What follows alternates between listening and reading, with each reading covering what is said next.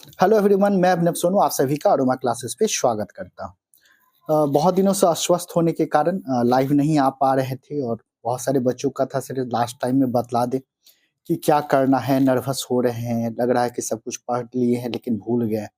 तो ये लाज़मी है, जितना बेहतर तैयारी होगी, जितना ज़्यादा कंटेंट आपके पास होगा, उतना ही ज़्यादा क्या होता है, कन्फ्यूज़न आता है। इसको पॉजिटिव लेना है। मान लीजिए कि आप एक ही टॉपिक पढ़ के गए 1857 की क्रांति, तो आपको क्या कन्फ्यूज़न आएगा? ठीक है, तो जो पढ़ते हैं उसी को कन्फ्यूज़न आता है। आज आपके माइंड में 1000 टॉपिक होगा, 1000 फैक्ट्स होगा, इसलिए आप कन्फ्यूज़ कर रहे होंगे, ठीक है?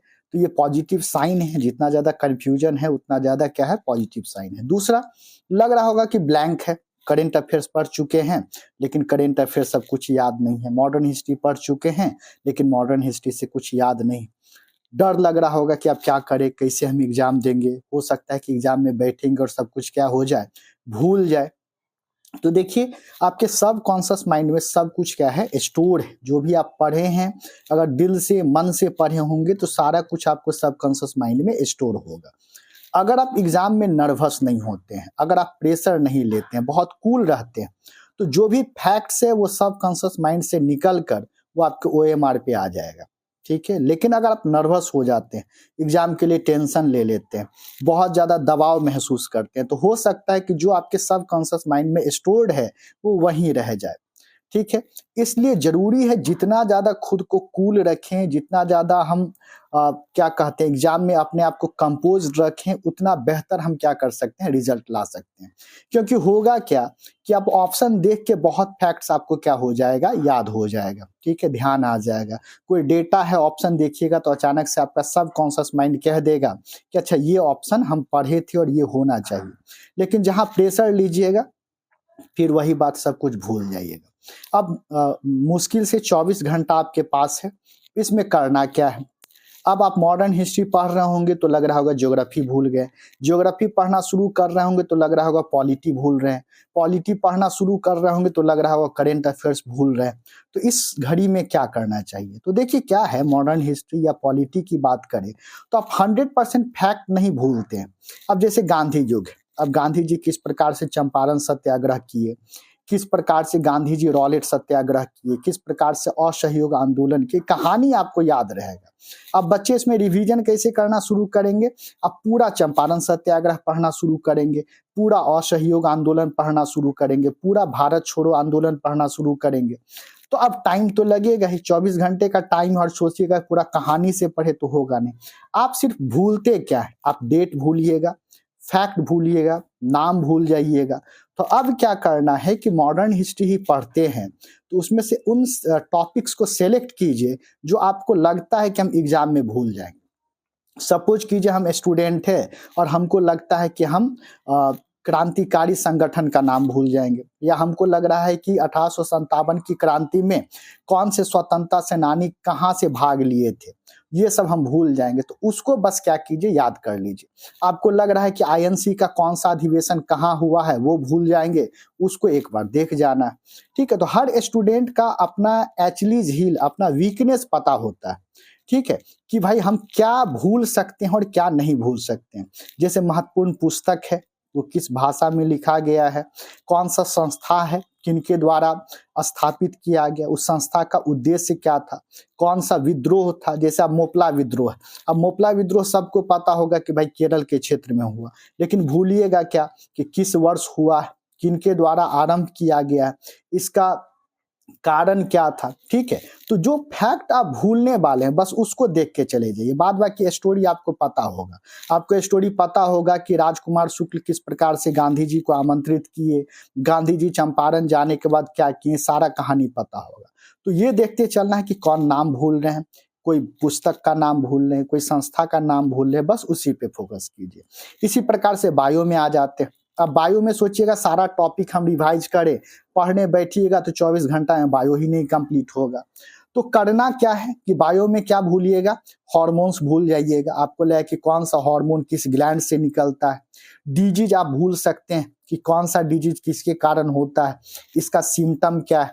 फिर आप क्लासिफिकेशन में आपको जैसे ऑर्थ्रोपोडा का एग्जाम्पल भूल जाइएगा, या एक्सक्रीटरी सिस्टम में कि कॉकरोच का एक्सक्रीटरी ऑर्गेन क्या है, कॉकरोच का रेस्पिरेटरी ऑर्गेन क्या है, या मेढक का एक्सक्रीशन कैसे होता है, ये एक्सक्रीटरी ऑर्गेन, रेस्पिरेटरी ऑर्गेन, यही भूलिएगा।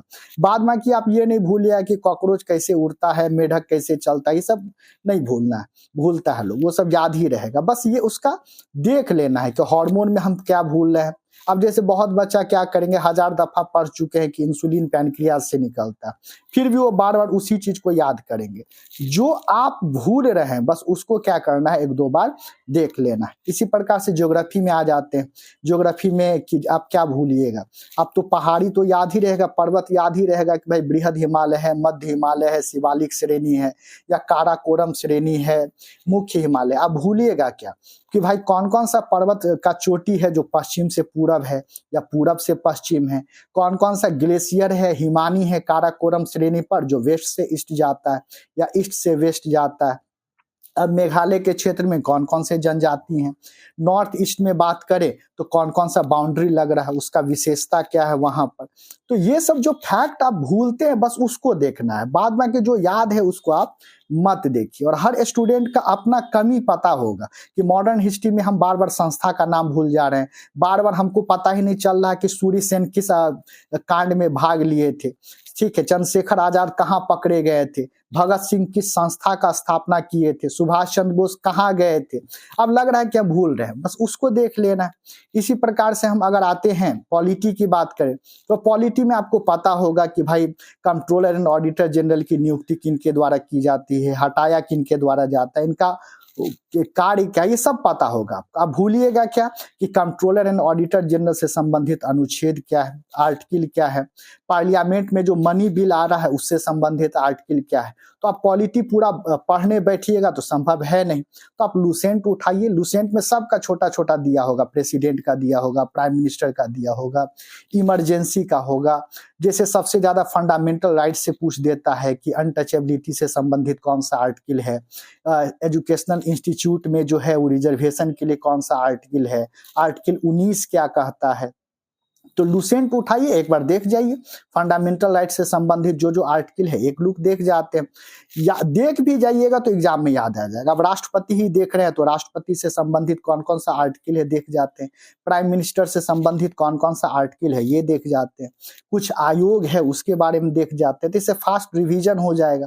तो पॉलिटी में आर्टिकल सब एक बार देख लीजिए आप। अब राष्ट्रपति की नियुक्ति कैसे होती है, राष्ट्रपति का इलेक्शन कैसे होता है ये आप नहीं भूलिएगा, प्राइम मिनिस्टर को कौन अपॉइंट करते हैं ये नहीं भूलिएगा, मुख्यमंत्री को कौन अपॉइंट करते हैं ये नहीं भूलिएगा, बस उनसे संबंधित जो आर्टिकल है वो भूल जाइएगा।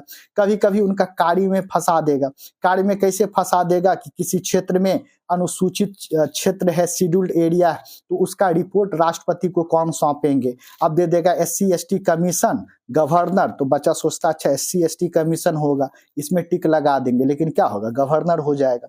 तो इस प्रकार से आप खुद से देखिए कि हम पॉलिटी में क्या भूल रहे हैं।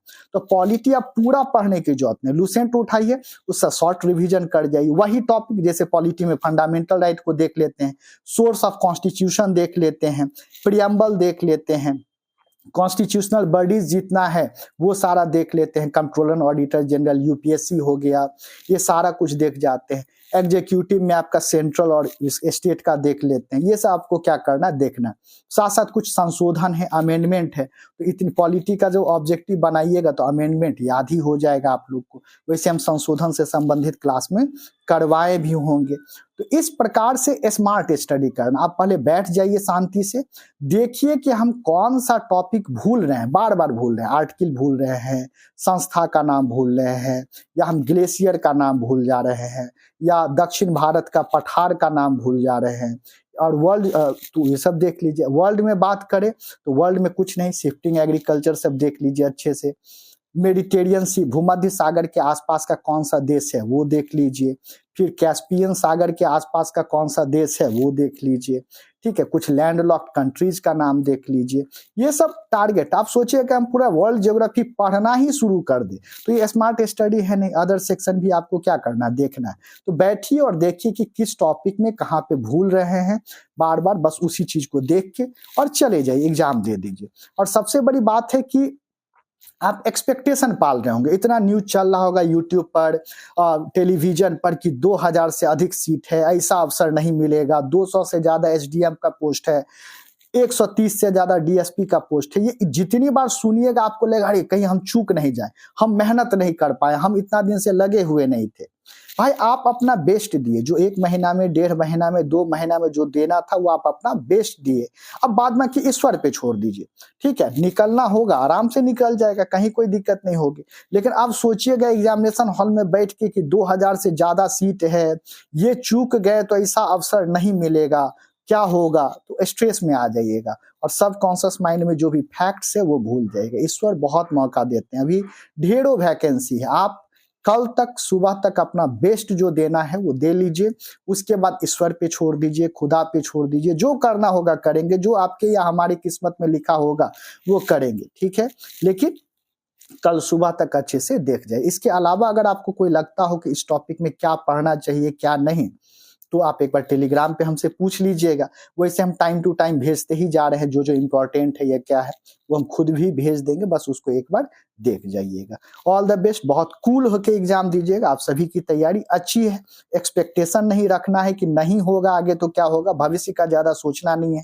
दूसरा, अपने मेहनत पे विश्वास रखना, आपका दिल को बोलना चाहिए कि हम अपना बेस्ट दिए हैं, अपना बेस्ट एफर्ट दिए, बाद बाकी ईश्वर को नमस्कार करके चले जाइएगा। ऑल द बेस्ट, कूल होके एग्जाम दे के आइए और सभी लोग सफल होके आइए। बहुत बहुत शुक्रिया, थैंक यू आप सभी का।